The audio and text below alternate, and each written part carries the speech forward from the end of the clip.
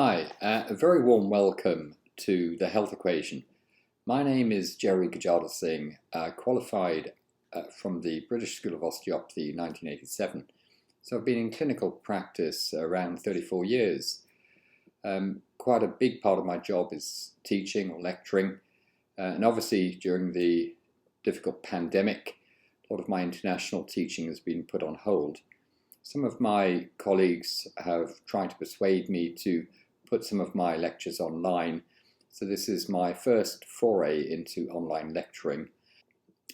The course is consisting of 7 different episodes. And we're going to take you through an introduction, which really focuses on the difference between what we call pathology, which is actual disease process, and functional disturbance, which means something's wrong in terms of how the body or the mind is actually working and therefore contributing towards patient symptoms. The second episode is going to focus on the interpretation of blood tests. Quite an interesting area. You know, when you ask most patients if they've actually had some blood tests done by their GP or other clinicians, they may say yes, and I then ask, well, what are the results?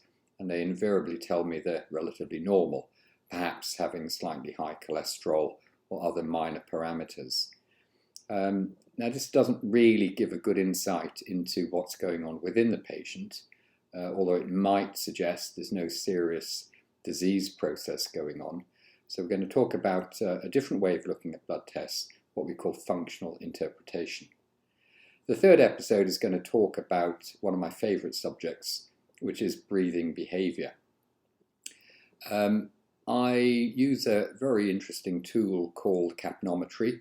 It's a non-invasive way of looking at someone's breathing behavior, and something called heart rate variability. Some of you may have heard about that, but it's a non-invasive way of measuring the autonomic nervous system response. And for those of you who don't know yet about the autonomic nervous system, it's a very large part of our brain and nervous system, about 90%, and it controls most of the reactions that go on within the body.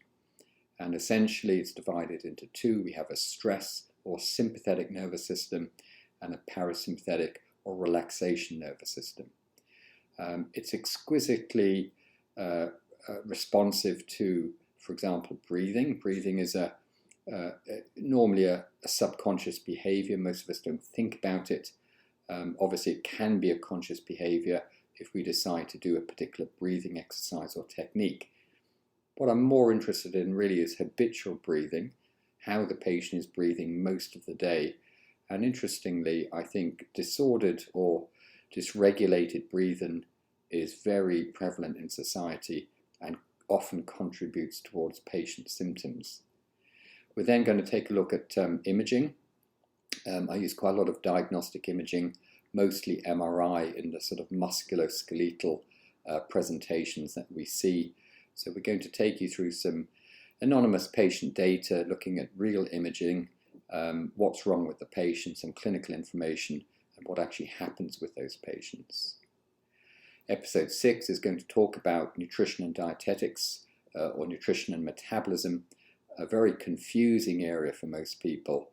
And I base a lot of my nutritional advice on the concepts of metabolic balance, what I think is a wonderfully well thought out nutritional program from Germany. I happen to be one of the UK lecturers, so I have a big passion and interest in nutrition, and very often will give my patients general nutritional advice, and sometimes, depending on their clinical problems, offer them bespoke metabolic balance nutritional programs. The final episode really is a bonus lecture where I try and bring everything together, talking about a complex patient story, what's happened to this particular guy, the investigations he had within the NHS and conventional medical system, why it wasn't that helpful, his ongoing problems, and the sorts of tests and interpretations I use to get to the root cause of his problem and to really try and help this complex patient presentation. The course is, of course, open to undergraduates and qualified professionals in the healthcare industry. but I suspect many patients will probably want to at least have a delve behind the scenes of what we do in the health equation to try to really get to grips with understanding what health is all about, what goes wrong, and how we can actually make some really good improvements. I hope you enjoy.